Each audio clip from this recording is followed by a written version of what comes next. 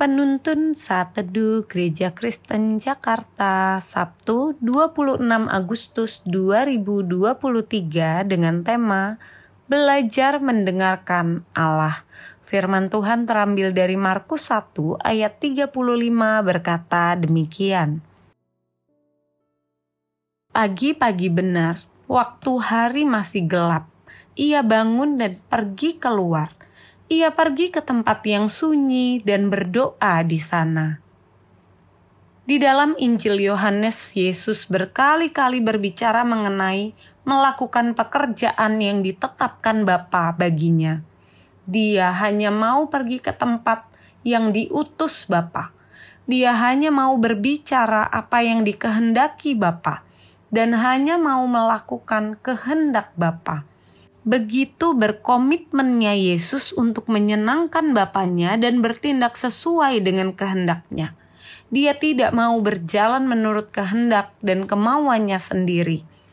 Bagaimanakah Yesus dapat mengetahui apa yang harus dia lakukan sehingga sesuai dengan kehendak Bapa dan apa yang harus menjadi prioritasnya pada hari itu? Dalam nats hari ini, dikatakan bahwa pagi-pagi benar. Waktu hari masih gelap, ia bangun dan pergi keluar ke tempat yang sunyi dan berdoa di sana. Rupanya inilah yang menjadi rahasianya, yaitu Yesus menyediakan waktu untuk berdiam cukup lama demi mendengarkan isi hati Bapanya dan apa yang Bapanya ingin dia lakukan. Mungkin ada banyak di antara kita sama sekali tidak mengerti apa yang Allah ingin kita lakukan dalam hidup kita. Kita sama sekali buta terhadap rencana bagi hidup kita pribadi. Apa rencana Tuhan bagi keluarga kita? Apa yang harus kita kerjakan demi menghidupi keluarga kita?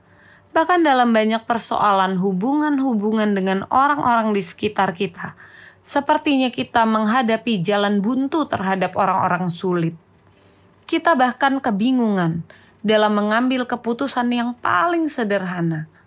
Mungkin salah satu alasannya adalah kita tidak tahu tujuan dari hidup kita dan kita tidak berdiam diri cukup lama untuk meminta petunjuk-petunjuk Tuhan. Saran yang Tuhan sediakan bagi kita adalah firman Tuhan yang tertulis dalam Alkitab kita. Ketika kita membaca dan merenungkan firman-Nya, maka Roh Kudus tinggal di dalam kita, akan memberikan pengertian dan bijaksana untuk mengetahui apa kehendak Allah bagi kita. Roh Kudus juga membantu kita untuk menerapkan firman-Nya secara spesifik dan praktis dalam hidup saudara.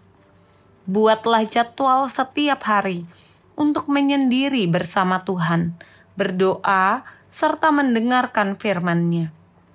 Tanpa memberi waktu dan hati untuk mendengarkan suara Tuhan, tidak mungkin kita mengerti kehendak Allah dengan tepat.